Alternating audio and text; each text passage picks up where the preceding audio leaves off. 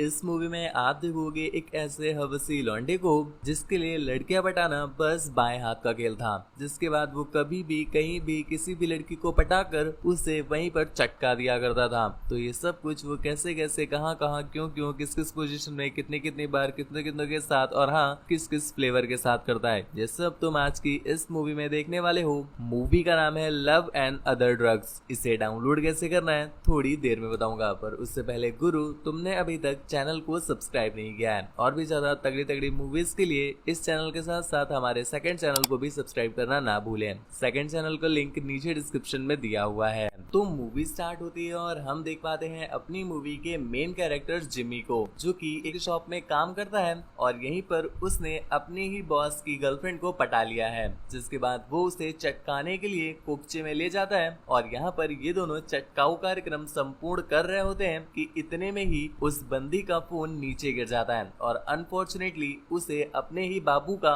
अर्थात जिमी के बॉस का कॉल लग जाता है। यहाँ पर उसके बाबू इन दोनों के बीच चल रहे कार्यक्रम को बिल्कुल लाइव सुनते हैं, जिससे उनकी झाड़ियां जल जाती हैं। जिसके बाद वो सीधा घटना स्थल पर पहुंचे और यहाँ पर वो जिम्मी के कच्चे बादाम पर लात मार के उसे उसके दुकान से बाहर फेंक देते हैं। अब भाई साहब जिम्मी के अंदर टैलेंट तो अच्छा था कि वो किसी को भी पटा सकता था, पर मेरे भाई चाटने से पेट नहीं भरता ना, तो पेट भरने के लिए उसे जॉब चाहिए और जॉब के लिए वो बहुत ज्यादा परेशान है। इस चीज से परेशान होकर के जिम्मी पहुंचता है अपने भाई के पास और यहाँ पर हम देखते हैं उसके भाई को, जो कि अच्छा खासा वेल सेटल्ड होता है। तो वो उसे सजेस्ट करता है कि तुम चाहो तो मेरी कंपनी में तुम जॉब के लिए अप्लाई कर सकते हो, वहाँ पर कुछ वैकेंसीज खाली हैं। जिसके लिए अगले ही दिन वो पहुंच जाता है अपने ही भाई की कंपनी में, जहाँ पर वो कुछ लोगों को ट्रेनिंग वगैरह दे रहे थे और तभी उसकी नजर पड़ती है इस कंपनी की एचआर पर, जिसे देखते ही भाई साहब जिम्मी अपना कच्चा गंदा कर देते हैं और वो तुरंत ही डिसाइड करते हैं कि चटकाएंगे तो वो इसे ही। और यहाँ पर हम देखते हैं इस चीज को करने में उन्हें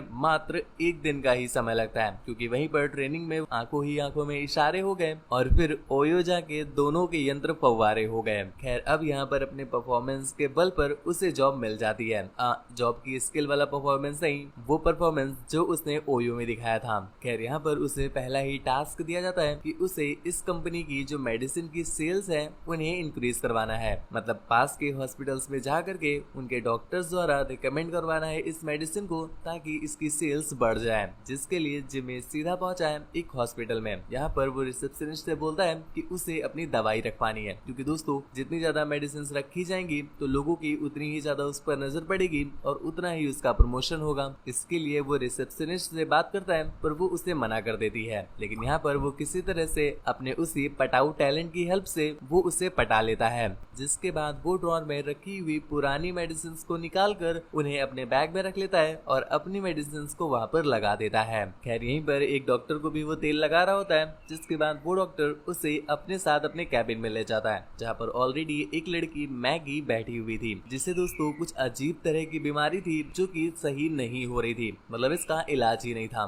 इसके साथ साथ अभी कुछ दिनों से उसके जो संतरे हैं उन पर कुछ दाग पड़ने लगा है। तो वो डॉक्टर के सामने अपने सारे कपड़े निकाल कर अपने लटकते हुए संतरों को दिखाने लगती है। यहाँ पर जिम्मी जैसे ही लटकते संतरे देखता है उसकी पैंट टाइट हो गई। खैर अच्छे से निहार लेने के बाद जब वो बाहर आता है तो उसके पीछे पीछे मैगी उसे आकर पीछे से मारने लगती है और उससे कहती है कि तुम्हें बिल्कुल भी शर्म नहीं आती, तुम किस तरह से मुझे ताड़ रहे थे वहाँ पर। अब यहाँ पर जिम्मी को तो तुम जानते ही हो मेरे भाई, अपना चॉकलेटी भाई, उसका तो एक ही मोटो है तुरंत पटा लो। पर यहाँ पर मैगी उससे पटने वाली नहीं थी और वो उससे वहीं पर गरिया के वहाँ से चली जाती है। जिसके बाद हम देखते हैं जिमी का अब रेगुलर का आना जाना हो गया है हॉस्पिटल में। वो अपना आता है, मेडिसिन रखता है, पुरानी वाली मेडिसिन को निकाल कर कचरे में फेंक कर चला जाता है, पर अभी भी उससे मैगी भुलाई नहीं जा रही। तो उसने जिस रिसेप्शनिस्ट को पटाया था उससे वो मैगी का नंबर निकलवा लेता है। जिसके बाद वो उसे कॉल करके एक डेट पर चलने के लिए बोलता है। यहाँ पर मैगी भी समझ जाती है कि जिमी थोड़ा सा चिपकू टाइप का लौंडा है, पर फिर भी वो सोचती है कि चलो थोड़ा सा टाइम पास ही हो जाएगा और फ्री का खाना भी पेल लेंगे। इस उम्मीद में वो उससे मिलने के लिए उसके पास पहुंच जाती है। डेट पर जाने के बाद यहाँ पर जिम्मी उससे मीठी मीठी बातें करना स्टार्ट कर देता है, पर मैगी उससे कहती है कि ज्यादा तेल लगाने की जरूरत नहीं है, मुझे पता है कि तुम्हें अपनी पाइपलाइन मेरे गहरे कुएं में डालनी है, तो ऐसे में सीधा सीधा बोलो ना,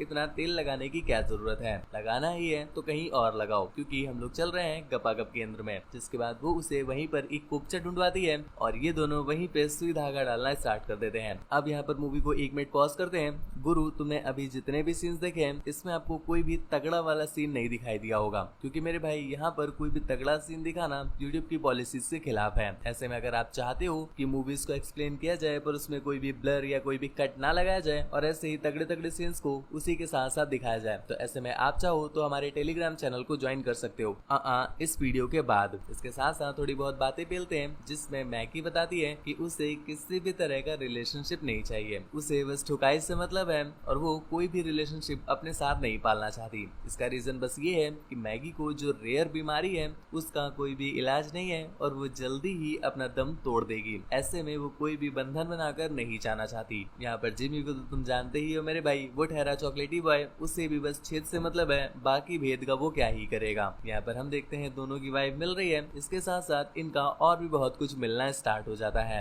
ये जब कभी भी मिलते हैं, जहाँ भी मिलते हैं, जैसे भी मिलते हैं, जिस पोजीशन में मिलते हैं, ये लोग वहीं पर वैसे ही उस पोजीशन में ठोकना पीटना चाटना पूछना पेलना चबाना स्टार्ट कर देते थे। खैर इसी चलते एक दिन जिमी जब मेडिसिन को चेंज कर रहा होता है तभी दूसरी कंपनी का ओनर आ जाता है और उसे ये करते हुए देख लेता है, जिसके बाद उसे दे जूता दे जूता दे जूता दे जूता संट कर देता है, क्योंकि वो जिस कंपनी की मेडिसिन फेंकता था वो उसकी ही कंपनी थी। खैर यहाँ पर तो पिलाई झेल लिए, पर अब पेलने के लिए वो सीधा जाते हैं मैगी के पास और उसके लिए कुछ खाने को भी लेकर जाते हैं। और यहाँ पर जिस तरह से वो मैगी को खिला रहा था, मैगी को शक होने लगता है कि शायद कहीं न कहीं ये उसके प्यार में पड़ रहा है, जिस पर मैगी उसे क्लियर करती है कि बाबू अपना कनेक्शन सिर्फ छेद तक है, दिल से दिल वाला कोई काम नहीं। तो यहाँ पर अपना लौंडा भी बोल देता है कि हाँ हाँ, जिसके बाद हम देखते हैं वो दोनों ठोकने बजाने में लग जाते हैं। पर इस बार पता नहीं क्या हो गया था जिस वजह से वो ज्यादा लंबा नहीं टिक पाता। दोस्तों ऐसा इसलिए हो रहा था कि जिमी बहुत ज्यादा ओवर थिंकिंग कर रहा था, क्योंकि वो कहीं ना कहीं अब मैगी से अट्रैक्ट हो गया था। पर वो ये बात मैगी को रियलाइज नहीं होने देता,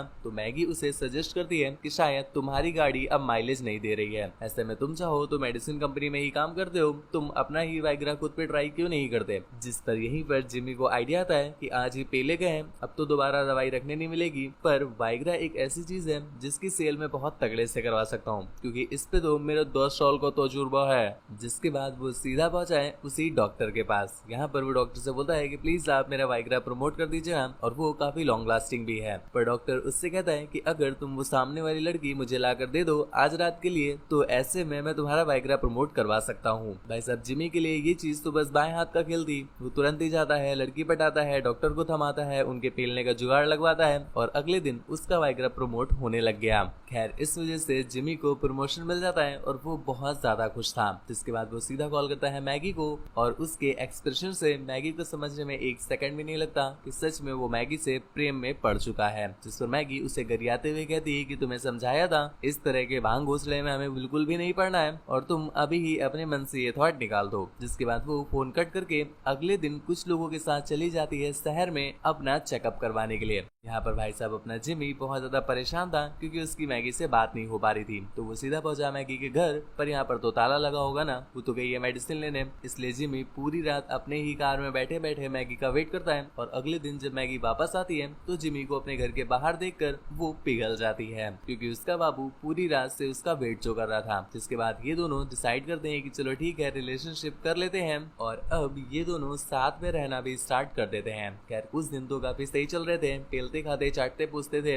और अपना केयर प्यार मोहब्बत इश्क आशिकी भी चल रही थी। पर इसी चलते कुछ दिनों के बाद जो मैगी थी उसकी कंडीशन बिगड़ने लगती है कि उसकी बीमारी अब और भी ज्यादा बढ़ रही है, जिसके लिए जिमी काफी परेशान होता है। वो पूरी सिटी में पूरे देश में दिखाता है, इसके साथ साथ वो बाहर भी जाता है उसका इलाज करवाने के लिए, पर उस बीमारी का कोई भी इलाज नहीं हो पा रहा था। मैगी ये चीज नोटिस कर लेती है कि जिमी अब उससे इतना ज्यादा कनेक्ट हो गया है, उसकी इतनी ज्यादा परवाह करने लगा है, उसके लिए इतना परेशान होने लगा है कि अब वो अपने काम पर फोकस नहीं कर पा रहा है, जिस वजह से वो अपने ऑफिस में भी बिल्कुल अच्छा परफॉर्म नहीं करता।